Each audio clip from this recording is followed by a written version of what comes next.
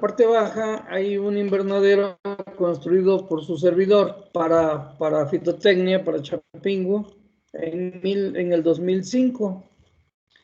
Lo que quiero que vean es la variedad que hay. Bueno, hay más variedad, nada más aquí estoy mostrando tres para que vean la variedad. Pues uno, y bueno, cuando hablamos de diseño, pues cada quien tiene su idea. Pues, por ejemplo, el de madera que ven aquí fue un invernadero comprado a una compañía chilena y lo dieron, pues lo compraron barato en 800,000 pesos en aquella época, cuando una hectárea costaba 2,400,000, costó pues prácticamente un tercio.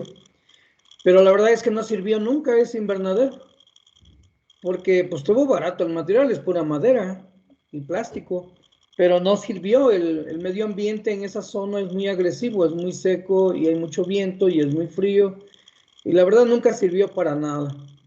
Lo que quiero decir con esto es que, bueno, aguas con los diseños, porque hay gente que dice, ah, pues es mejor de madera, o es mejor de PVC, o es mejor de varilla, o es mejor de otros materiales. Yo siempre cuando hablamos de invernaderos, lo que les recomiendo es que hagan un recorrido por alguna región y lo que haya quedado en esa región de tecnología con respecto a invernaderos, que se vea que esa tecnología ha crecido, o sea, que ha ido ganando terreno, pues es la más adecuada, ¿no? También me han preguntado si el acero es el más adecuado o cuál otro. Y pues la verdad es que, por ejemplo, el perfil galvanizado de acero está garantizado luego hasta 50 años, ¿no? Como material. Profe, ¿Sí? ¿y qué fue lo que pasó con este de madera? ¿O No, pues qué ya falló? parece, ¿en qué falló? Pues es que no sirve, pues. No lo puedes sellar adecuadamente, no va a durar. El plástico era clavado en el material, no era instalado con algún tipo de fijador que fuera más práctico y que no tuvieras que clavarlo. El clavado de plástico se eliminó hace más de 20 años. Entonces hoy en día no se clava, se aplica la multigrapa y con eso funciona, ¿no? O el poligrap, yo le llamo multigrapa. El perfil pues que se hace con el resorte de alambre galvanizado, ¿no? De acero. Entonces, esto es para ver esa situación. Luego, el uso de invernaderos creció mucho en México a partir de 1995. Del 95 al 2000 empezó a impulsarse. Ya en el 97, 98, ya había ya se estaban haciendo grandes superficies en México. Para el año 2000, cuando entró Fox a la presidencia de la República, lo convirtió en un programa sexenal y fue cuando empezó a crecer más, pero fue cuando más se corrompió el sistema con respecto al pago de los invernaderos. Entonces, los invernaderos, esta gráfica que puse de la población, cómo podría aumentar hacia el 2050, pues nada más era para comentar que los invernaderos siempre van a ser negocio. ¿Por qué? Porque la agricultura ha ido cambiando de una agricultura pues tradicional hacia una agricultura más tecnificada, en la cual el campesino ya no es un pobre jornalero, sino más bien es un obrero dentro de lo que le llaman, algunos le han dado en llamar fábricas o biofábricas, que serían los invernaderos. Entonces, yo creo que los invernaderos siguen teniendo futuro, ¿no? Esta estadística que puse aquí es para comentar, ¿no? Que en el mundo, por ejemplo, hay países, o se consideraba hasta el 2006, porque esta estadística es de un estudio que hizo un especialista para la FAO. Lo pueden encontrar en internet, se apellida Guante. el autor de este estudio, y decía que por lo menos había 52 millones de hectáreas dedicados a la producción de hortalizas, ¿no? Y entre ellos estaba China, India, Turquía, Italia, etcétera, México y la Federación Rusa. De esa cantidad de superficie, se decía que el 78% era horticultura y que solamente el 22% era agricultura protegida. Y de ese 22%, 12 millones eran agricultura protegida y 1.2 millones eran estructuras permanentes.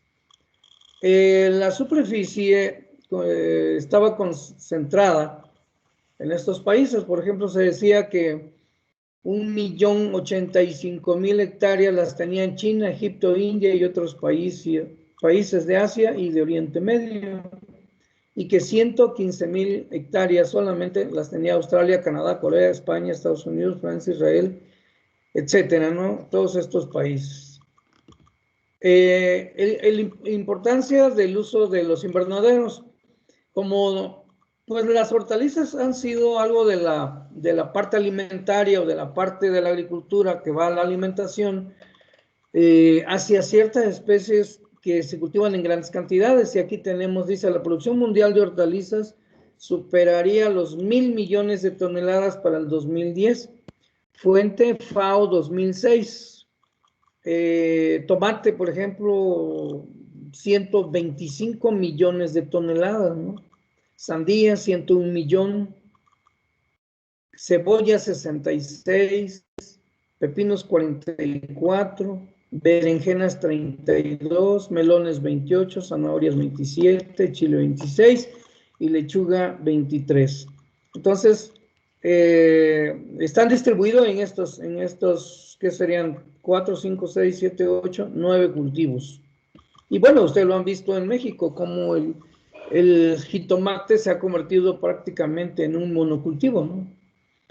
Para esto se decía que en México para el año 2030 llegaría a tener hasta 140 millones. Ahorita acaban en el censo que se acaba de realizar en el 2020, creo que se están reportando 122 o 126 millones de habitantes.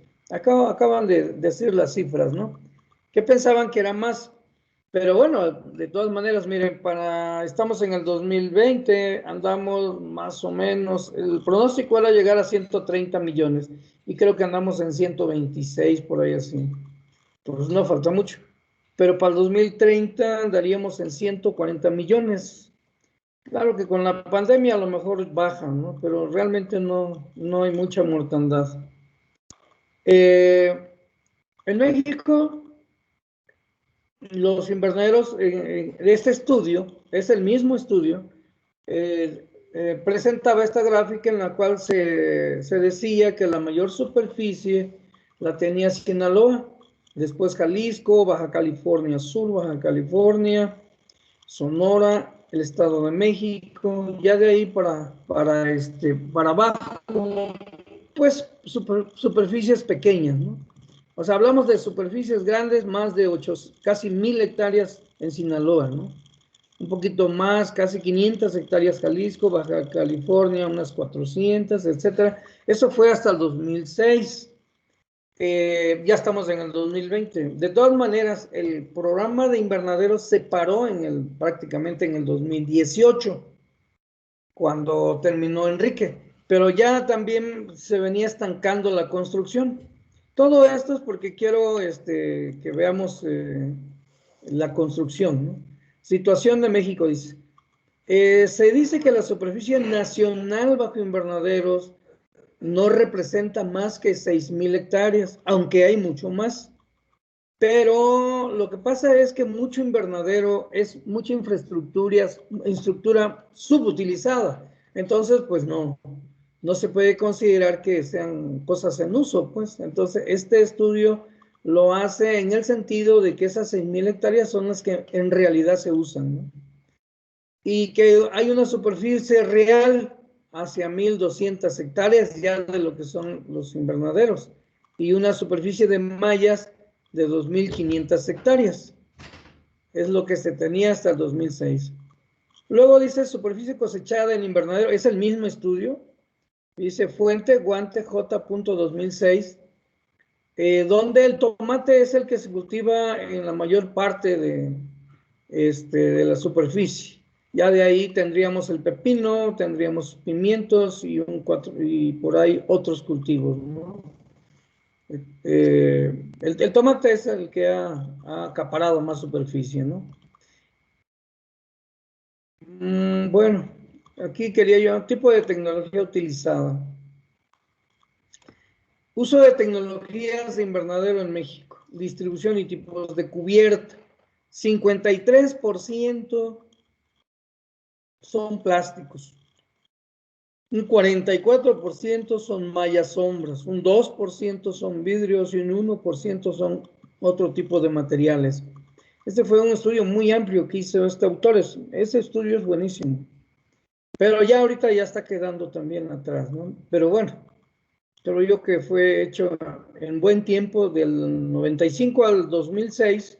Entonces, bueno, aquí dice 2004, parece ser, no, 2006. Bien, ahora aquí quiero que vean algo, dice, importación estimada de infraestructura de invernaderos en México en millones de dólares, no en superficie, en millones de dólares. Las barras son los diferentes países que han construido en México y el dinero que han logrado vender en invernadero. Entonces, en el 2002, vean cómo estaba, en el 2003 y en el 2004 cuando se hizo el estudio. Se dice que aquí, que Estados Unidos ha sido uno de los países que más ha construido en México en base a las ventas, 50, dice millones de dólares, entonces más de 50 millones de dólares. Y de ahí, por ejemplo, tendríamos aquí en España, no, a Canadá, que es el tono morado que se ve en las barras, a Canadá. Posiblemente alguna de las empresas canadienses ha estado metida por acá. También, por ejemplo, Francia, que es la barrita azul que está al lado de Canadá. Y de ahí, pues, los Países Bajos, como Holanda, que está al lado de Francia. Y luego España, que está al lado de, bueno, España estaría como en el tercer lugar en ventas. Para el 2003 vemos que sube un poquito más Canadá, baja un poquito Estados Unidos y sube también España, ¿no? Finalmente, en el 2004, el que sigue vendiendo muchos invernaderos en México, pues es Estados Unidos. Luego vendría España. Vean cómo en el 2004 España vendió grandes cantidades. Después Países Bajos, Holanda, Francia, vean cómo subió. En el 2004 es cuando se ve la venta más grande de invernadero. Y si pueden ver, pues son puras empresas extranjeras. ¿Por qué son empresas extranjeras?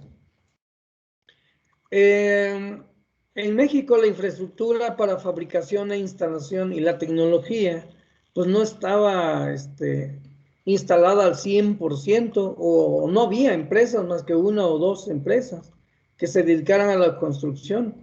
Y el problema no es construir una hectárea, sino empresas que vienen a construir 400, 600, 800 hectáreas, ¿no?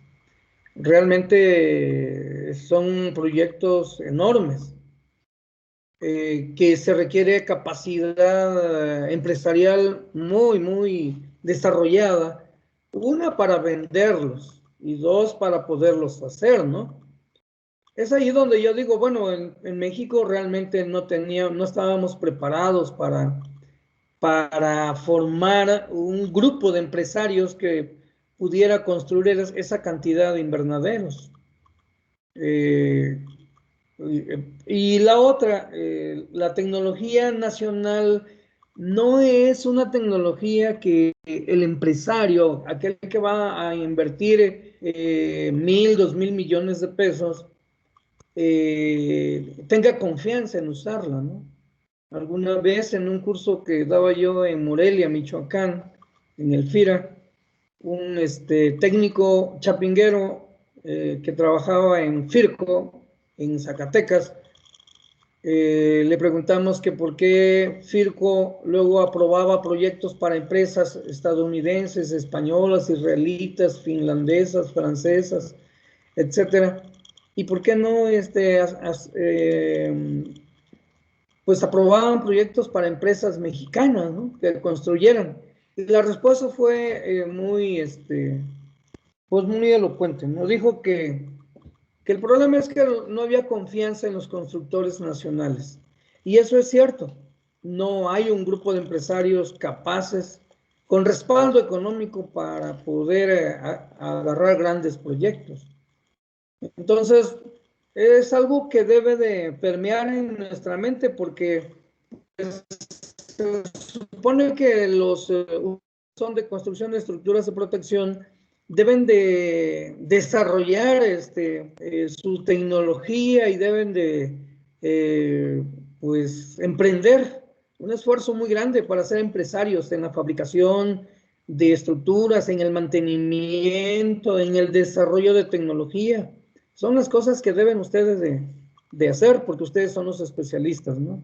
Esta gráfica le podemos sacar mucho provecho a esta gráfica en ese sentido, de que pues, solamente las grandes empresas extranjeras son las que construyen en México, ¿no?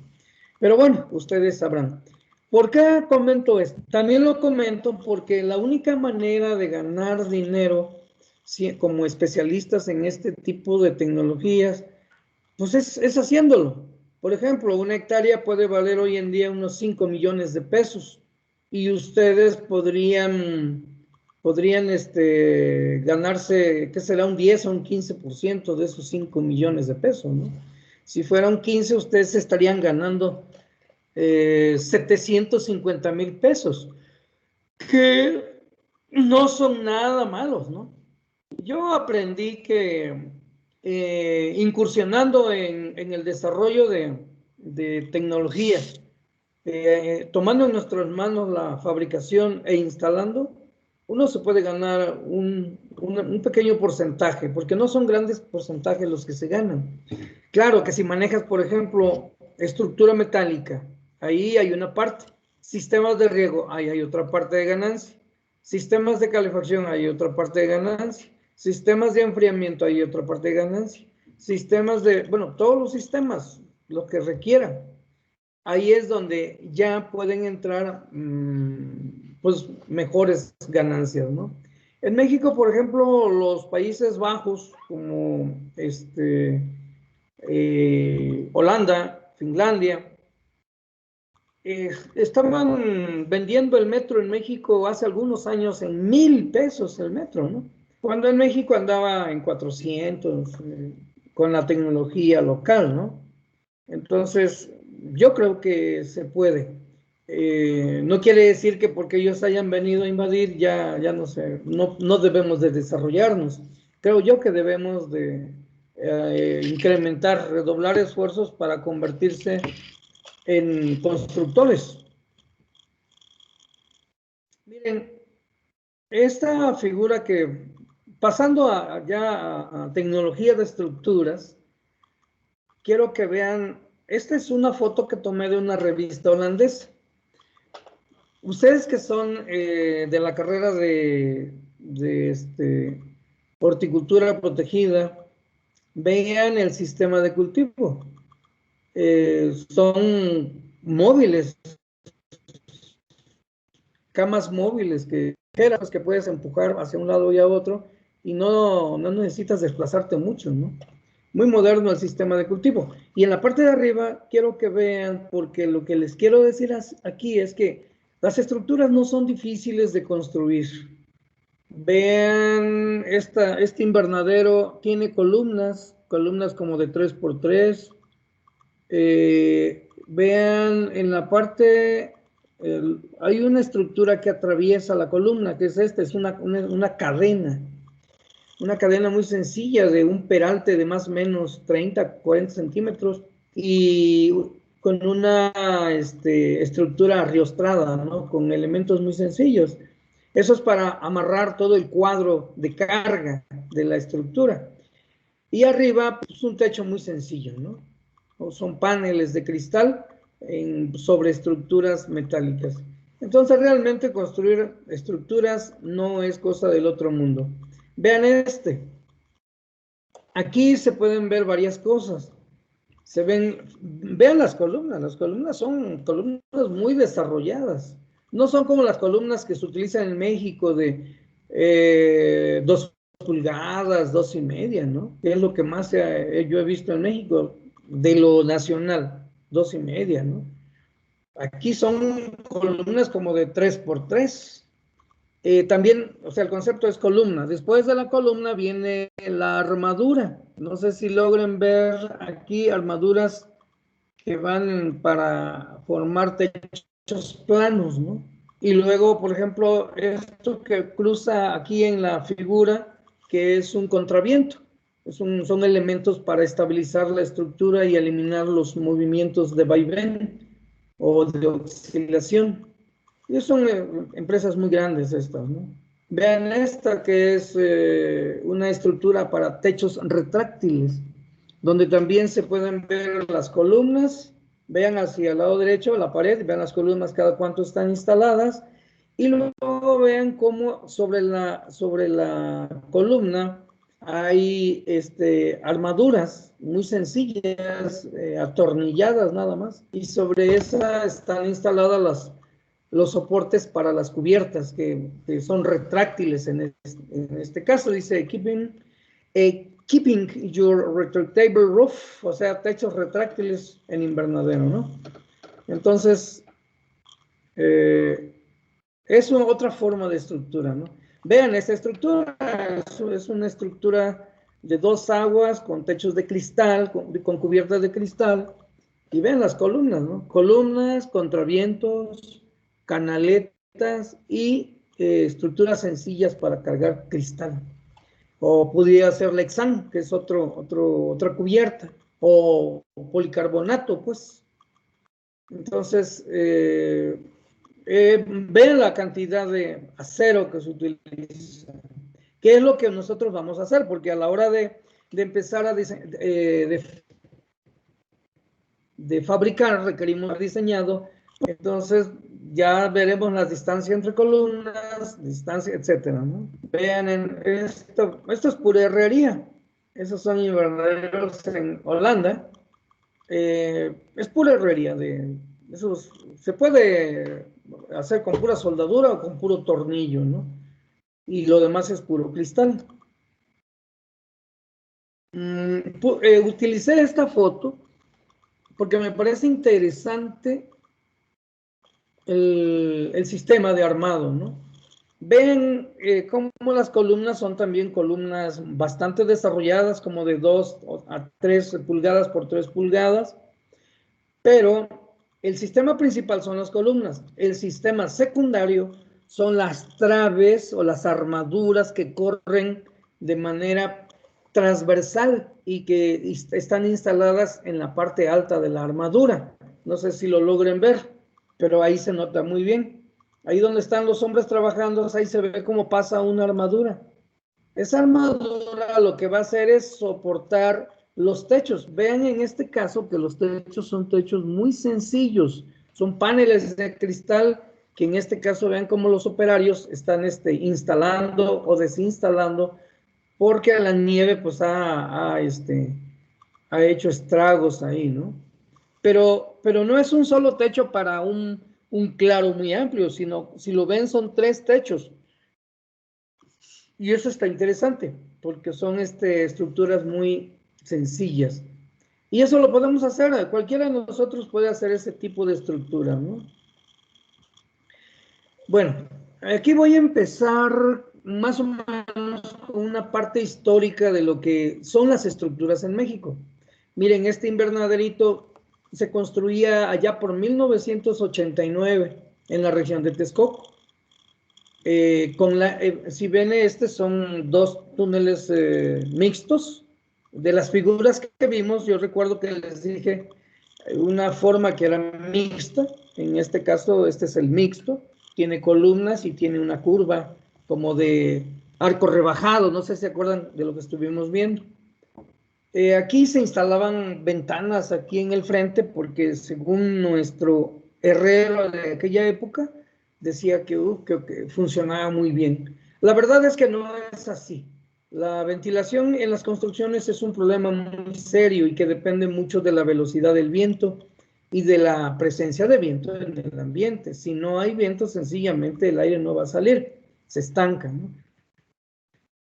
Pero vean los sencillo es esto. En los años 80, en la zona de Villa Guerrero, México, eso es un grupo de chapingueros viajando en esa época, visitando una empresa que se llamaba Visaflor. Visaflor laboró, yo creo que fácil, unos 20 años. Hicieron grandes construcciones. Trajeron un concepto que le llamaron colombiano, pero alguien decía que allá en Colombia no construían esas cosas así. Pero bueno, tenía una ventilación y tal, y eran techos planos completamente, o sea, armazones en dos aguas, y a la hora de instalar plástico, pues tenía que ser, el plástico quedaba en forma plana.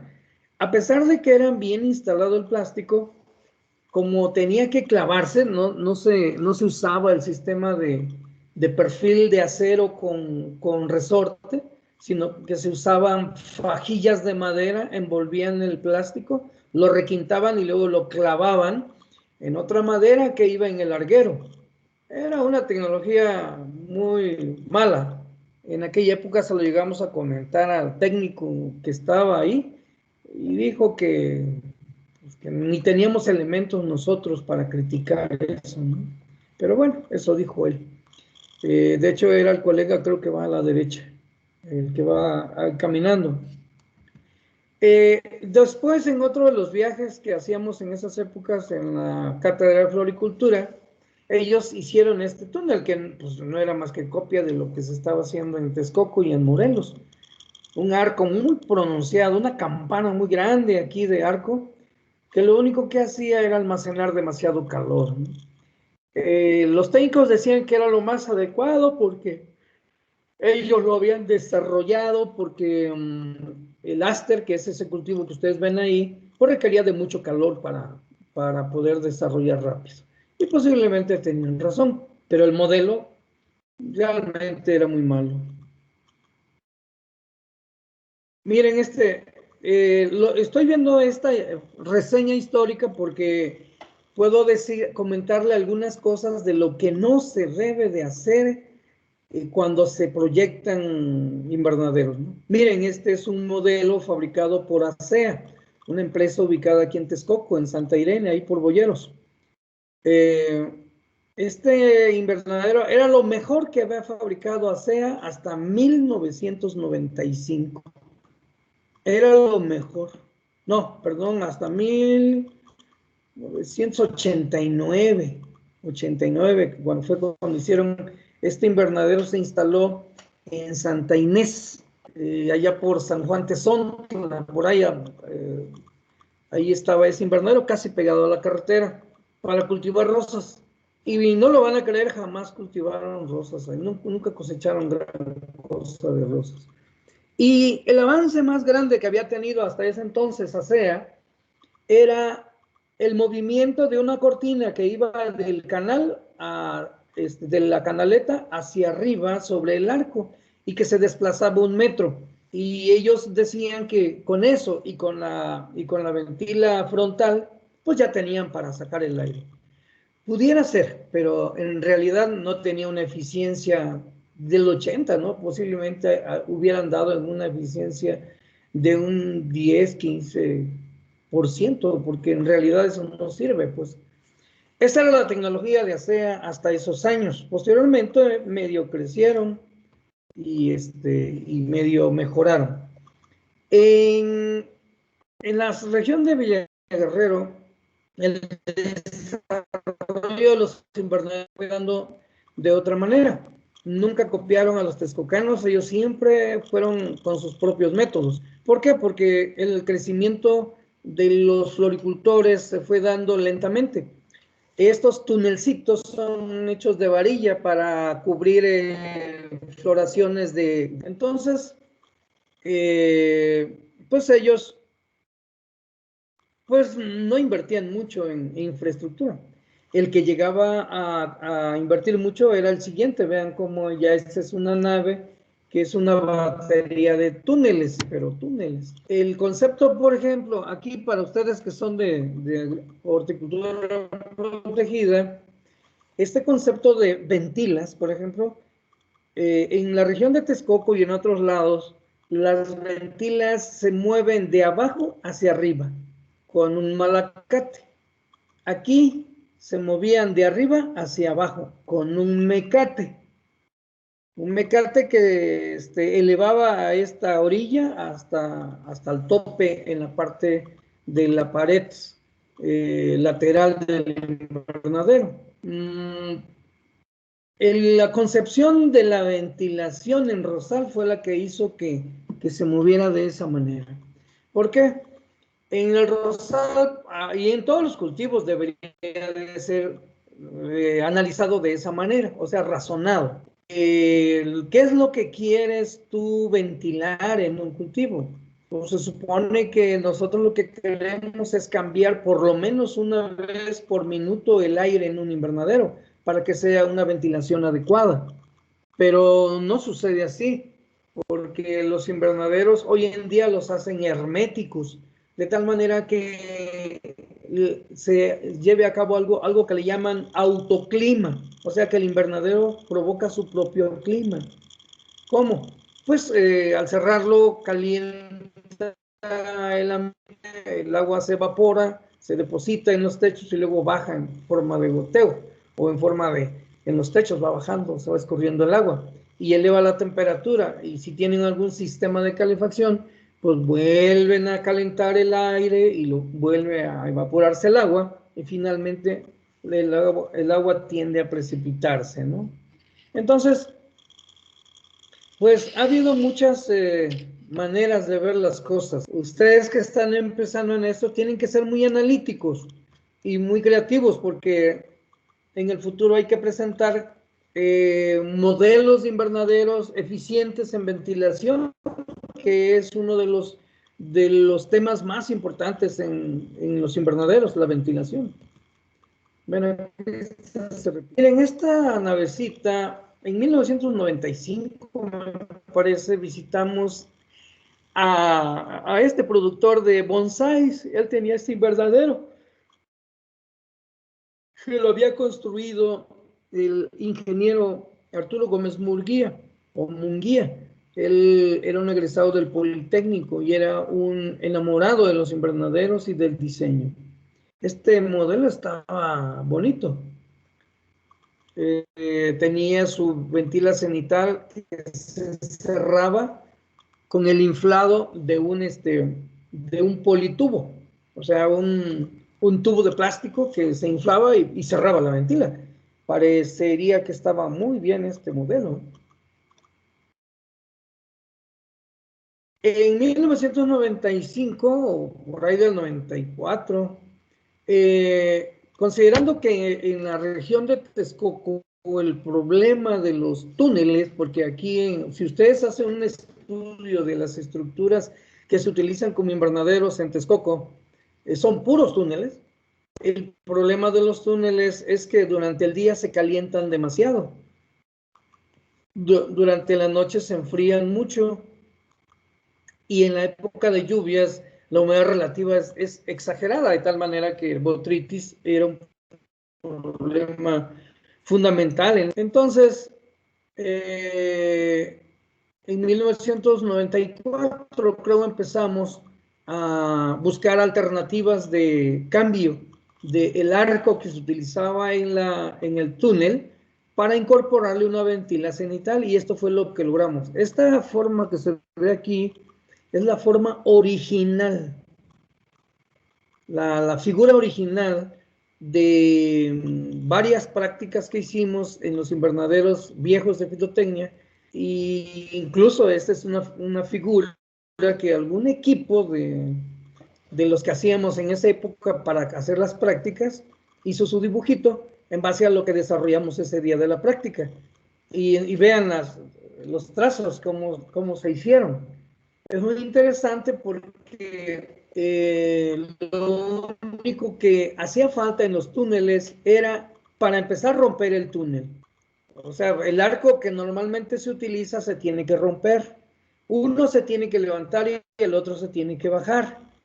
Y el de abajo tiene que proyectarse para que encuentre al superior. Y en ese momento se genera una ventila, que es esa ventila que ustedes ven ahí.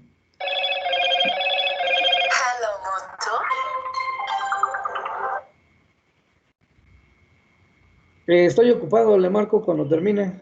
Estoy ocupado, marco ahorita que termine.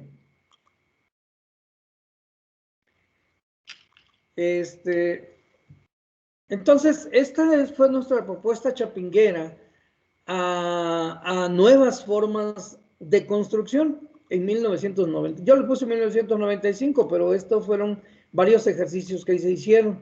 Se hizo uno en el 93, se hizo uno en el 94 y creo que en el 95 hicimos una tercera propuesta de formas, pero esta es una de las formas que propusimos. Posteriormente, vean, la ventila cenital siempre ha sido un elemento que ha estado presente en los invernaderos. Miren, este lo tomé de una revista de ¿qué? International Ornamental, no me acuerdo, se llama Floricultura Internacional, algo así. Pero quiero que vean la ventila aquí, en este dibujo, que vean la ventila arriba, cómo está. Resulta que, si ustedes ven, era un arco y encima de ese arco iba otro tubo para formar la ventila. No sé si lo vean. Ahí se nota. Entonces, ya había una idea de la formación de la ventila, pero no se había, ¿cómo se dice? No se había materializado con una armadura como la que generamos en Chapingo en ese año. Esto es en Ecuador, ¿ven? Esta lo voy a utilizar porque les voy a comentar cómo la gente no sabe definir en cuanto a las estructuras realmente qué es lo que es. ¿Por qué? Este invernadero lo construyó una empresa que se llama Metalizer. Metalizer es una empresa de unos regiomontanos, creo, que se metió a la industria de la construcción de invernaderos y realmente vendió mucho. ¿Por qué? Pues porque eran empresarios y empezaron a agarrar desde arriba los proyectos. Y ellos decían que este era un invernadero. Lo puse aquí porque lo que comentaron ellos en su revista era, o en su promocional, era que este era un invernadero cenital, cosa que no era cierto, porque ni siquiera, esa es una copia de lo que hacía ASEA. ASEA le llamó sierra a este tipo de invernadero. Pero sierra es un concepto que viene de sierra, el diente de sierra, más bien es diente de sierra. El diente de sierra, en una sierra, en un serrucho, no tiene esta forma, porque si tuviera esta forma no cortaría nada. El diente de sierra tiende a hacer que el arco vaya hacia arriba y que nunca vaya hacia abajo. En ese momento sí tendría la forma de diente de sierra. Si han visto un serrucho alguna vez, tiene un diente de sierra, porque es una sierra de corte del serrucho, ¿no? Entonces, pues vean cómo las cosas no son como luego parece. Dice orgullosamente mexicano, pero con muy malas concepciones de definir bien el concepto de lo que es, ¿no?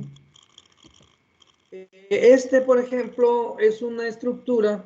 Nuestra cátedra se llama estructuras de protección, por eso estoy viendo estos modelos. Y estoy haciendo una crítica, pues un poquito ácida, porque pues en México hay diferentes formas de ver lo que es una estructura y cómo construirla, ¿no? Miren, por ejemplo, lo construía un ingeniero que se llama Olarrabaquio, profesor de la UAM Xochimilco. vean la armadura que utiliza.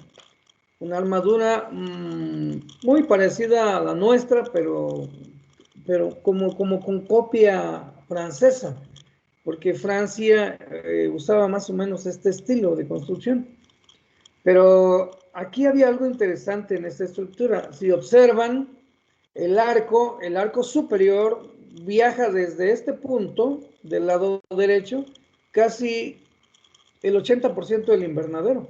Y ahí termina y se proyecta el otro arco para hacer la ventila cenital. La ventila cenital está del lado izquierdo, no se nota, pero ahí está. No es cenital, más bien tendería a ser una ventila lateral, lateral superior, porque el cenital está siempre arriba en la dirección del cenit. Y pues bueno, es otra forma de resolver el problema de la estructura, ¿no? Estos ya son pues mega superficies, ¿no? De invernaderos en el Bajío. Vean allá por La Piedad, Michoacán, me parece que vimos estos. Aquí hay unos que parecen ser hechos por Inverca y por acá hay unos, o Richel, posiblemente haya sido Richel, ¿no? Pero pues bueno, tienen sus modos, sus formas de resolver el problema. Miren, esta es una construcción que hace Richel dentro de estructuras, vean la forma, ¿no? Las columnas que son, parece ser que de 2,5 pulgadas. Luego los arcos que parecen góticos, muy agudos en la parte de arriba. Pero bueno, allá arriba creo que hay una ventila, por eso tiene esa agudeza ahí, para poder soportar el brazo que sube y baja la ventila. Del lado derecho, en esta parte, se ve que corre una línea, ahí está una ventila. Entonces nada más se levanta el brazo a través de una cremallera y un motorizada, una cremallera motorizada, y abre la ventila, ¿no? Entonces, aquí se ve mucha armonía en la estructura, pero tiene estas piezas, no sé si lo vean, si lo ven, pues, va de la columna al arco. Son elementos para reforzar el arco, pero realmente no son elementos de mucha resistencia. En caso de una tromba o una carga muy fuerte de agua y viento, pues el techo se colapsa. Me tocó en la escoba ver cómo se colapsó 3, 4, 5 naves de estas por el aire y el agua juntos. Entonces, no está bien estructurado. Pareciera que sí. Acá arriba tiene un refuerzo horizontal. Acá más abajo tiene otro refuerzo horizontal. Y luego tiene esto que le llaman medias piernas o piernas. Pero pues no es tampoco muy resistente esto. Aunque se ve bien, se ve armónico en la construcción. Estos son unos invernaderos españoles con una ventilita retráctil de movimiento. Se abre y se cierra y bueno, parecía bien. Miren, aquí esta es fija, pero esta estructura hacia el interior tiene unas estructuras muy estorbosas que tendríamos que entrar para verlas, pero desde aquí se ven algunas cosas, pero a lo mejor no, ustedes no lo logran ver. Vamos a tener la práctica nos vamos a cortar aquí media hora y en media hora regresamos para la práctica. ¿Sí me están escuchando? ¿Me han estado siguiendo en la presentación? Sí, profe. Sí, Miren, profe. en un viaje que hicimos bueno, uno de los cursos que yo daba para allá, para Morelia, un día nos llevaron a un recorrido y fuimos a ver este invernadero. Esta construcción se le llama parral. No sé si lo han visto. Alguien de ustedes me mencionó el parral hace algunos días. Se llama Ricardo y es un constructor de Zacatecas, donde dice que ellos habían hecho muchos de estos allá en Zacatecas, pero trabajaban creo, para una compañía española. Entonces los españoles vinieron a hacer este tipo de construcciones, unas construcciones medias muy extensas, con un concepto totalmente diferente, pero donde no sé si logran ver ustedes, arriba del plástico se ve como una malla cuadrada. Resulta que toda la estructura metálica, que eran arcos enormes, hasta de 100 metros de longitud, que tenían columnas cada 4 o 5 metros, después eran dadas con alambre a lo ancho y a lo largo, de tal manera que se hacían estas cuadrículas, y encima de esa cuadrícula de alambre instalaban el plástico. Algo interesante, pero yo digo que feo, ¿no? Porque no tiene ninguna forma ahí. Aunque a lo mejor lo que es funcional, pero habría que analizarlo, ¿no? Miren, esta cosa que parece ser un sostén mirando hacia arriba, o más bien parecería una carpa de circo. Un día la encontré cerca, en un lugar que se llama Candelaria, en Puebla, cerca de Acatzingó. Se presumía de que este invernadero era una tecnología española, que hasta el gobernador, el Gober Precioso, fue un día a inaugurar, pero creo que nunca se presentó. Y llegó el secretario de Agricultura, que era un estimado maestro nuestro de aquí de Chapingo, el maestro Alberto Jiménez Merino. Él era secretario de Agricultura en aquella época. Y este invernadero, pues fue una copia de los parrales, de la idea del parral que se trajeron de España. Pero la verdad es que un día yo lo estaba criticando y uno de los presentes en el curso que estaba dando me dijo, yo estuve construyendo de esos, maestro. Y me dio mucha risa porque yo lo estaba criticando feo, ¿no? Le dije, miren, lo más probable es que ese invernadero se vaya a caer. Y ya luego él corrigió y dijo, no, maestro, ya se cayó. Porque está muy mal diseñado, muy mal construido y con conceptos de estructuras como de circo, pues, no, ni siquiera como de una verdadera estructura geométrica, pues fabricada con acero, ¿no? Sí tenía acero, pero no era, o sea, el diseño no obedecía a la resistencia que se requería, y lo que estaba ahí era puro jitomate, imagínense la carga. Y querían que polinizaran estas abejas que están aquí, ahí se ve una cajita, eso no funciona, muchachos, lo que funciona es el aire para polinizar, ¿no?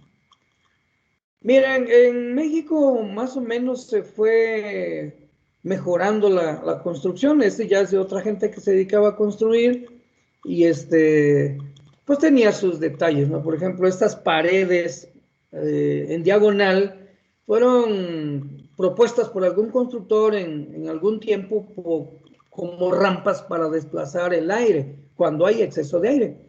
Pero yo encontré que cuando hay exceso de aire, pues es mucho mejor porque hay mejor polinización. Estos invernaderos ustedes los han de conocer. Son unos invernaderos muy feos que están por ahí en una universidad. Un día lo critiqué muy feo delante de un chapinguero y me dijo, maestro, eso que usted dice es mentira. Y le dije, ¿por qué? Dice, porque ese invernadero está en Chapingo. Le dije, sí, y dice, es que en Chapingo se desarrolla la mejor tecnología. Le dije, pues eso puedes tú considerarlo así, pero no es así. Porque ese invernadero lo ideó Pedro López, un herrero que trabajaba para ASEA, que se salió de trabajar con ASEA y formó su empresa de construcción de invernaderos. Y luego se dedicó a fabricar elementos para la construcción y te vendía fierro y te vendía todo, ¿no? Pero él fue el que hizo el primero en Chapingo, uno de estos. Y después ya los herreros de Chapingo lo copiaron y siguieron construyendo, pero creo que la mayor parte de estos los construyó él. Miren, es un invernadero tipo túnel con un techo como sobrepuesto para instalar dos ventilitas laterales y sacar el aire caliente. Pero en realidad no funciona, pues es muy bueno para desplazar el aire, el agua, el granizo, pero es muy caliente y tiene otros detalles. Y además es una mala concepción. Cuando hablamos de Estructuras, hablamos de estructuras geométricamente desarrolladas, no apuntaladas como se pueda, pues así no funciona la geometría. La geometría tiene su sentido. Tienen que tener mucho cuidado en esto de las estructuras de protección porque tienen que saber manejar la geometría. Es básica para la construcción. Esto no está hecho por una gente que no sabe de geometría. Sabe de hacer carpas, de poner puntales, de soldar aquí, soldar allá y ya quedó. Parar algo que se quiere que se establezca. Entonces hay que tener mucho cuidado con este tipo de cosas, ¿no? Entonces lo critiqué bastante esta. Incluso he criticado eso porque yo creo que en Chapingo ya deberíamos de tener mejor tecnología que eso, ¿no? Pero bueno, mejor ahí lo dejamos así. Este fue el que construyó ASEA en prepa, al que le llaman sierra, que no es sierra eso. Eso no es sierra, es un túnel truncado, ¿no? Estos son los que construye Inverca, una empresa española. Miren la ventilata, es una muy buena ventila hasta cierto punto. Esto los construyó un colega. Bueno, creo que lo vamos a dejar ahí, son las 12:02. Regresamos a las 12:30, ¿les parece? ¿Jóvenes? ¿Jóvenes? Órale. Ok, a las 12:30 nos volvemos a entablar, a conectar. Dale.